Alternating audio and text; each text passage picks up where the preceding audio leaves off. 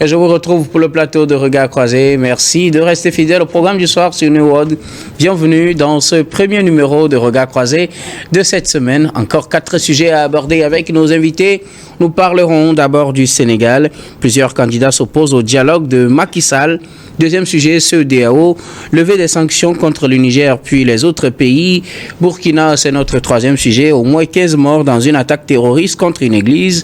Puis nous terminerons bien évidemment par le Togo, report d'une semaine et revue à la baisse des cautionnements pour parler donc des élections au Togo. Et pour en parler ce soir, 3 invités sur ce plateau.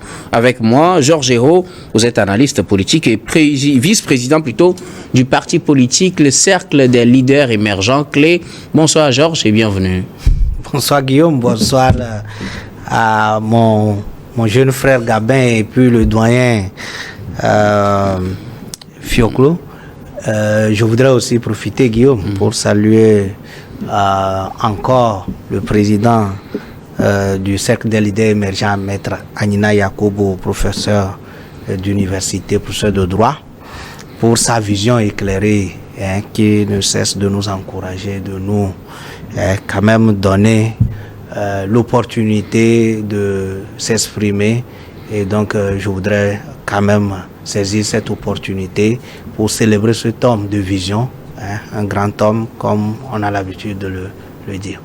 Merci beaucoup à vous, Georges Hérault, d'avoir répondu à notre invitation. À côté de vous, Gabin Adjaro, vous êtes juriste et directeur des cabinets Jurist Consulting. Bonsoir Gabin et bienvenue.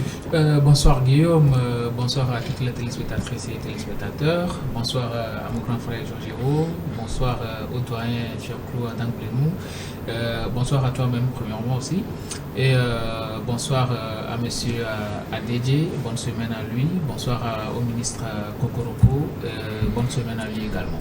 Merci beaucoup à vous. Gabin Adjaro, notre troisième invité ce soir, Fioclo Adangplénou, vous êtes journaliste, directeur de publication du journal L'Enquêteur. Bonsoir Fioclo et bienvenue. Bonsoir Guillaume, bonsoir à bonsoir aux téléspectateurs du New York TV. Bonsoir à tous les téléspectateurs du monde entier. En tout cas, coucou spécial à vous tous qui nous suivez en ce moment, que ce soit en direct ou en différé sur nos réseaux sociaux ou sur nos pages internet. Merci en tout cas de votre fidélité à cette émission. Nous allons aborder notre premier sujet. Nous prenons la direction du Sénégal. Plusieurs candidats s'opposent au dialogue de Macky Sall. Le président sénégalais Macky Sall, lors de sa dernière interview ou sa dernière émission avec les médias sénégalais, a annoncé le dialogue ou une concertation de 2 jours. C'est lundi 25 et mardi, c'est lundi 26 et mardi 27 février au Sénégal, avec les acteurs politiques et de la société civile pour discuter et convenir des dates de prochaines élections. L'annonce n'a pas été favorablement acceptée par tous les acteurs. Certains ont clairement annoncé qu'ils allaient boycotter cette rencontre. Initiative de Macky Sall bottée en touche. Certains ont d'ailleurs manifesté ce samedi pour exprimer leur désaccord par rapport à tout ce qui se passe avec le processus électoral au Sénégal. Je voudrais bien commencer par vous, Georges Hérault. Macky Sall aujourd'hui a-t-il encore peut-être cette voix qui porte dans la classe politique sénégalaise, parce que finalement, tout ce qu'il lance est botté en touche par des candidats qui devraient normalement se présenter à ces élections. Ces derniers ont refusé de participer au dialogue tel qu'annoncé par Macky Sall. Bon, c'est un peu dérangeant, un peu dégueulasse par rapport à ce qui se passe actuellement à Dakar. Et parce que vous devez savoir que déjà le 3 février passé, le président a pris sur lui-même de prendre un décret de report des élections qui normalement devaient avoir lieu hier dimanche, le 25 février. Et ça a été quand même fatal pour le Sénégal et pour son parti et lui-même. Son image a été écorcée un peu partout comme quelqu'un qui voudrait s'éterniser au pouvoir ou que quelqu'un qui voudrait trouver encore assez de temps pour régner encore sur le Sénégal et que selon Sédier, il veut laisser le pays dans la stabilité, dans la paix et que son départ ne doit pas plonger le pays dans le chaos. Et donc, il a quand même exprimé ou expliqué sa position par rapport au report, mais qui n'a pas pu convaincre quand même les autres partis, surtout les candidats aux élections présidentielles du 25 reportées. Et donc, la CEDEAO a intervenu, d'autres communautés telles que l'Union africaine et tout ont intervenu quand même pour essayer de voir si le président ne pourrait pas raccourcir un peu la date des élections pour ne pas laisser courir son mandat jusqu'à 10 mois encore. Bon, ce que quand même le Conseil constitutionnel, après étude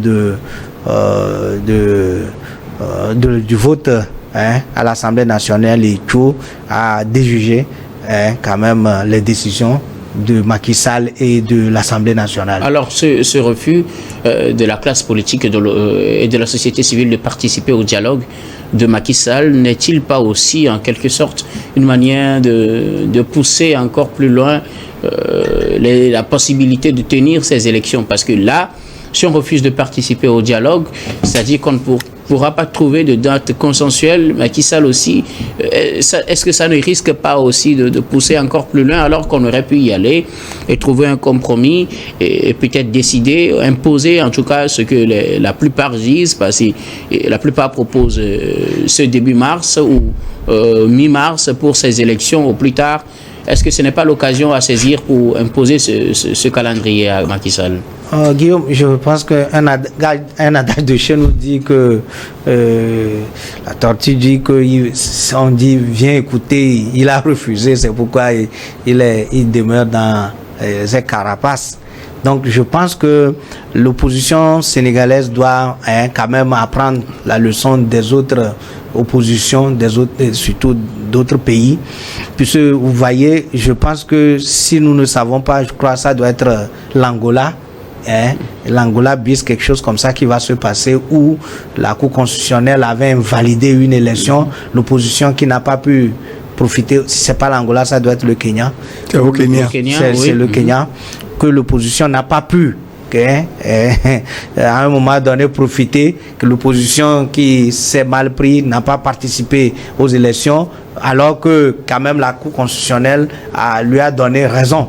Et donc, il n'a pas pu profiter. Je pense que c'est ce schéma dans lequel ils vont s'inscrire, parce que aujourd'hui, on dit dialogue pour trouver une date consensuelle. Je pense que l'opposition pourrait donner son avis à ce dialogue-là. Mais si l'opposition boycotte ça, quelque chose, moi je vois deux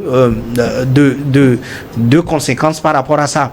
C'est que soit que ça permet à Macky Sall de trouver sa date à lui et de fixer la date et ne va plus revenir sur ça, ou soit ça permet à l'opposition de finalement faire pression sur Macky Sall pour le renvoyer. Mais le deuxième cas serait impossible pour l'opposition aujourd'hui, parce que si la CEDEAO et les autres pressions, même s'ils parlent de pression des rues, qui permet aujourd'hui à Macky Sall, qui permet ou bien qui met Macky Sall aujourd'hui en minorité, de donner une date ou bien d'appeler la classe d'opposition. Si l'opposition ne profite pas de ces dialogues-là, je pense que ça va être encore fatal pour cette opposition qui va le regretter de ne pas participer à ce dialogue-là. Merci beaucoup à vous, Georges Hérault.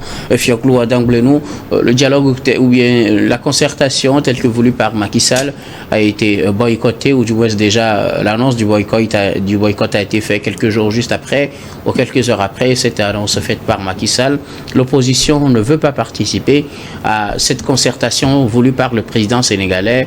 Elle veut mettre la pression, ou plutôt elle perd du temps, parce que finalement, si on ne s'accorde pas, est-ce qu'on ne risque pas d'aller dans une situation de plus en plus compliquée au Sénégal? Le problème aujourd'hui au Sénégal revient à ce que Macky Sall dise ou bien donne la date de l'élection.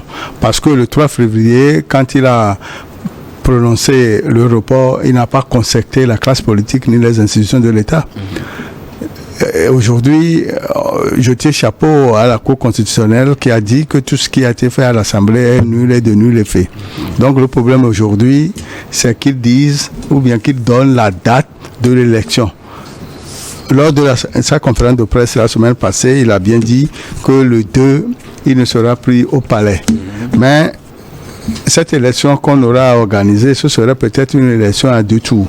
Il faut 15 jours pour faire la campagne et le jour de l'élection, et peut-être s'il y a un deuxième tour à faire, on est obligé de dépasser le 2 avril. Donc, il est obligé de donner la date de l'élection au plus tard le jeudi. Ce jeudi. Donc, c'est sur quoi on l'attend. Il n'est pas question de dire qu'il doit faire des concertations. Les 16 candidats sur 19 qui ont pris le boycott sont dans leur rôle. Ils ne savent pas pourquoi, ce sur quoi ils vont aller discuter. L'essentiel. Macky Sall dit que c'est pour discuter, il n'y aura pas assez de sujets. C'est le calendrier. Ils vont discuter le calendrier qui a été mis en place, qu'il a bousculé. On sait que c'est déjà dépassé. C'est déjà dépassé. Moi, je soutiens ceux-là qui ont pris le boycott. Est-ce que ce n'est pas une manière de plonger le Sénégal dans une crise qui va encore aller plus loin? Parce que là, si Macky Sall aussi ne donne pas la date, on risque de se retrouver dans une situation d'entre-deux. On ne sait pas si les élections vont se tenir à date ou pas. Macky Sall a posé un acte qui a entraîné la crise. C'est ce même Macky Sall qui doit poser un autre acte pour éviter ou dénouer la crise. Donc la balle se trouve toujours dans son camp. Selon moi. Camp.